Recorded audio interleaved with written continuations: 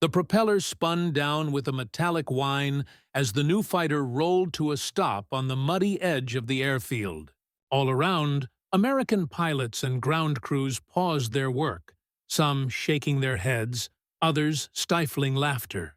"There it is, the flying coffin," someone muttered, loud enough for the pilot to hear. The Bell P-39 Airacobra gleamed in the afternoon sun, its fresh paint and bold insignia doing little to hide the unease it brought with it. Word had already spread up and down the line. This was the fighter nobody wanted. It was March 1942, and the United States was desperate for anything that could fly and fight. Yet here was a brand new machine that inspired more jokes than confidence. Test pilots had refused to take it up. British squadrons had sent theirs back across the Atlantic. Even the French, who never received their order before their country fell, were rumored to have had second thoughts. The Airacobra's radical design, engine behind the pilot, tricycle landing gear, a 37mm cannon in the nose, looked revolutionary on paper. But the men who would have to trust their lives to it saw only trouble. They called it a death trap, a flying experiment gone wrong. The mechanics eyed the long drive shaft running beneath the cockpit, whispering about the vibrations that rattled the controls and made precision flying a nightmare. Pilots swapped stories of near misses and emergency landings, of controls that stiffened at high speed, and a nose that seemed to wander in a dogfight. The P-39 was supposed to be America's answer to the Luftwaffe, but instead it was the punchline of every barracks joke. How could this worst fighter possibly make a difference? No one on that airfield could have predicted what would happen next. In the early months of 1942, the United States found itself thrust into a global conflict for which it was woefully unprepared. The attack on Pearl Harbor had shattered any illusions of safety. And now, with war raging on two fronts, America's military leaders faced a daunting truth. The nation's air forces were outgunned and outnumbered. Factories that once built cars and refrigerators were hastily converted to churn out fighters and bombers, and the pressure on aircraft designers was relentless. Every new prototype was hailed as the machine that would turn the tide, and the country's faith in its own ingenuity bordered on religious. Yet, for all the optimism and patriotic fervor, the reality inside those assembly lines was far more complicated. The demand for innovation led to bold, sometimes reckless, experiments. Engineers raced against the clock, cutting corners and pushing boundaries, while test pilots risked their lives in unproven machines.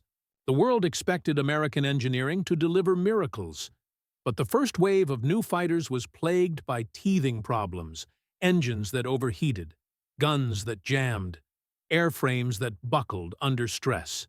Each setback was a blow to morale, a reminder that victory in the air would not come easily.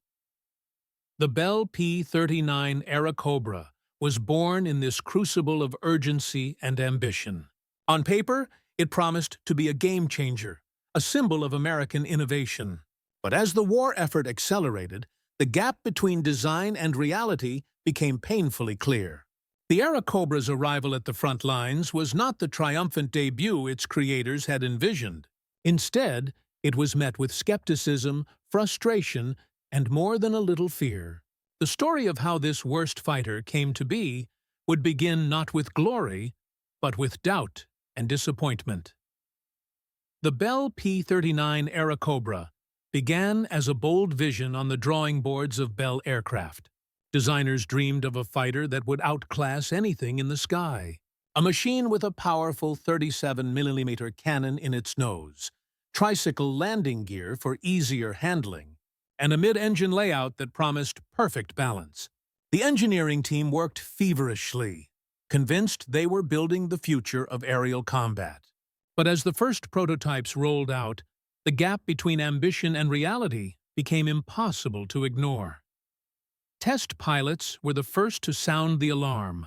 The mid-engine design, while innovative, introduced a host of new problems. The long drive shaft running beneath the cockpit vibrated so violently that it blurred instruments and numbed hands. The aircraft's center of gravity, meant to be a strength, made it unpredictable in tight turns. On the ground, the tricycle gear was prone to collapse on rough fields. And in the air, the Airacobra's performance at high altitude was dismal. Its Allison engine gasped for breath above 12,000 feet, leaving it vulnerable to enemy fighters. Anecdotes from the test program spread quickly. One pilot joked that flying the P-39 was like balancing on a knife edge while being kicked from behind. Another recounted how the cannon's recoil nearly knocked the plane out of the sky. Engineers scrambled to address each new issue, but fixes were slow, and the list of complaints kept growing. The military's initial excitement faded into skepticism. British and Soviet evaluators sent back scathing reports, and American squadrons quietly requested transfers to other aircraft. As the jokes spread, so did the doubts, until war forced a second look.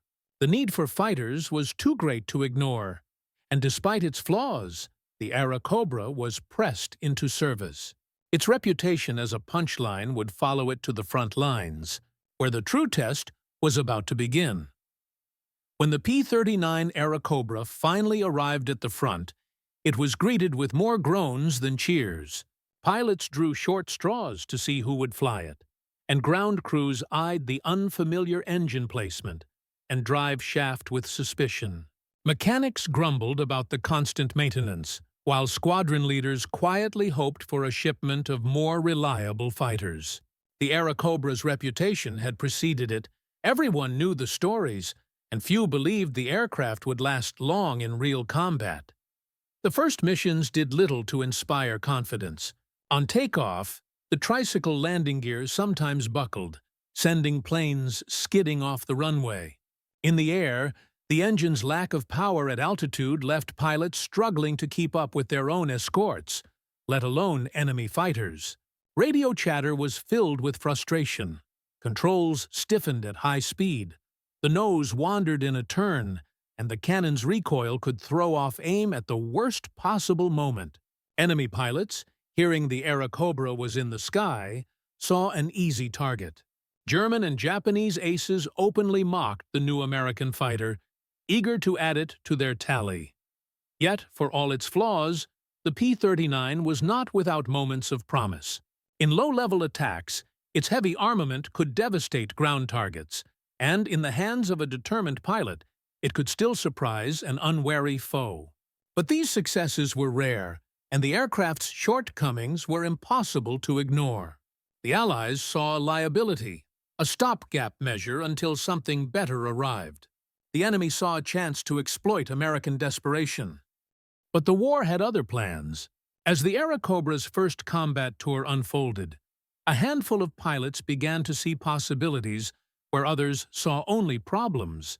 The stage was set for a turning point, one that would challenge every assumption about America's most maligned fighter. The moment of truth came not by design, but by desperation. In the summer of 1942, a critical gap opened in the Allied front.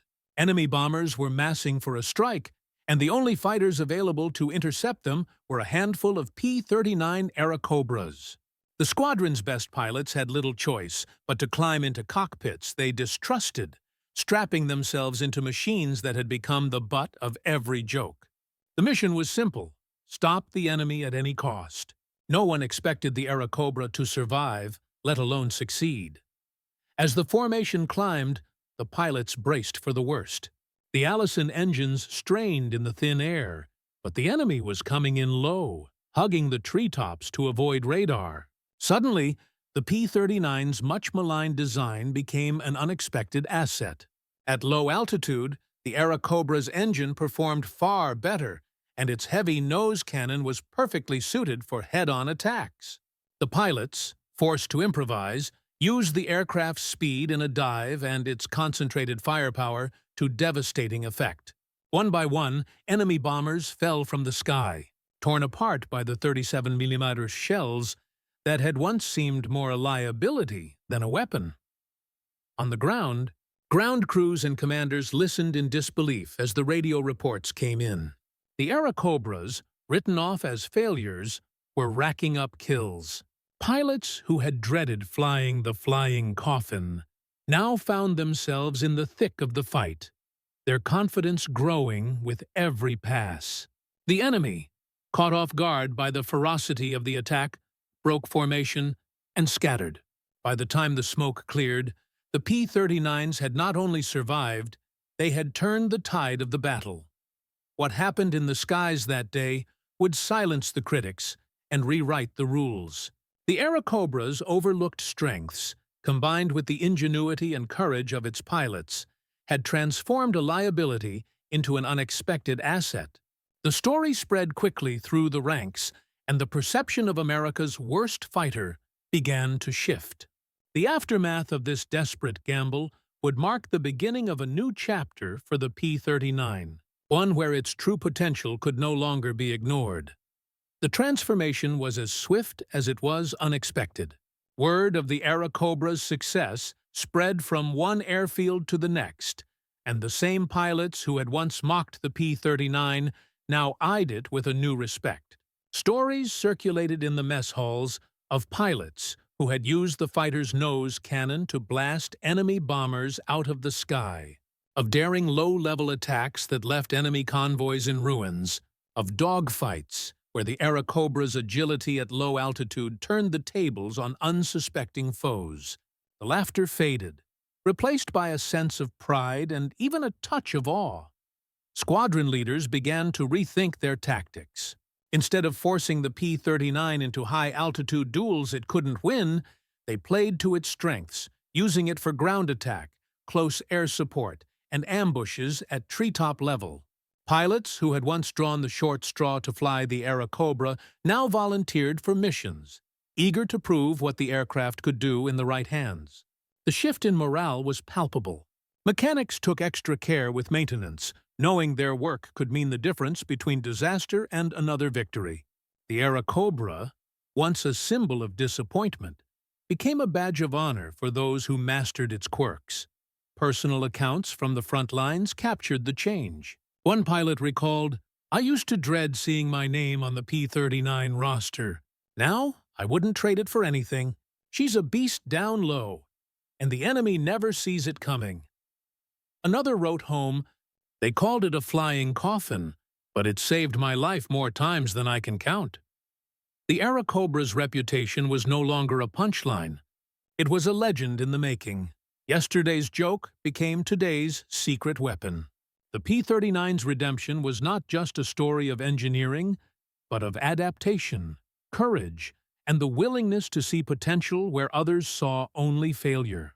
As the Airacobra's victories mounted, its impact on the air war grew impossible to ignore. The lessons learned from its unlikely rise would soon ripple through the world of aircraft development, changing the way designers and pilots approached the challenges of combat. The Airacobra's unlikely redemption sent shockwaves through the world of military aviation. Engineers and tacticians, once dismissive, now pored over combat reports, eager to understand how a fighter so maligned could become so effective. The answer lay not just in the machine, but in the willingness to adapt by both pilots and designers. The P-39's success at low altitude forced a re-evaluation of what made a fighter truly valuable. No longer was altitude the only measure of worth. Firepower, maneuverability, and survivability at treetop level became just as critical. This shift in thinking influenced the development of future aircraft. From the rugged P-47 Thunderbolt to the versatile P-51 Mustang, both of which would dominate the skies in the years to come. Improvements to the Airacobra itself followed quickly. Engineers addressed the most glaring flaws, reinforcing the landing gear, refining the drive shaft, and tweaking the engine for better reliability. In the hands of Soviet pilots on the Eastern Front, the P-39 found a new lease on life, racking up impressive kill counts against German aircraft. Its heavy cannon and sturdy frame made it a favorite for ground attack missions, and its adaptability in harsh conditions earned it respect far beyond American borders.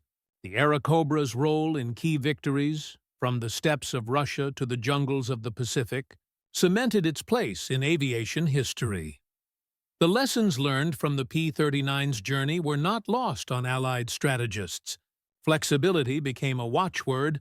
Designers were encouraged to build aircraft that could be modified for different roles, and pilots were trained to exploit every advantage, no matter how unconventional.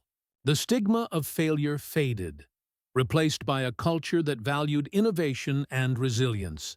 The Aerocobra's story became a case study in the power of second chances, a reminder that even the most unlikely contender could change the course of a war. The lessons learned from failure would shape the next generation of fighters. As the war progressed, the legacy of the P-39 lived on in every aircraft that took to the skies, a testament to the enduring value of adaptation, ingenuity, and the courage to defy expectations. The stage was set for a final reflection on what it truly means to turn adversity into triumph. The story of the P-39 Airacobra is a testament to the dangers of writing off anything, or anyone, too soon. In war, as in life, the line between failure and success is often razor-thin, and the qualities that seem like flaws in one moment can become strengths in the next. The Airacobra was mocked, doubted, and dismissed, yet it found its place not through perfection, but through perseverance, adaptation, and the courage of those who refused to give up on it.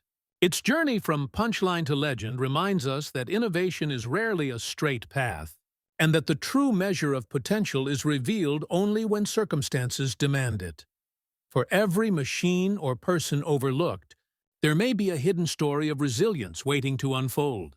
The P-39's redemption was not just about engineering or tactics, it was about the human spirit's refusal to accept defeat, and the willingness to see opportunity where others saw only obstacles. In the crucible of war, second chances can change everything. What other legends are waiting to be discovered among the overlooked and underestimated? Perhaps you have your own story of unexpected success or redemption. Share it in the comments below, and join the conversation about the power of perseverance and the surprises that history and life can deliver.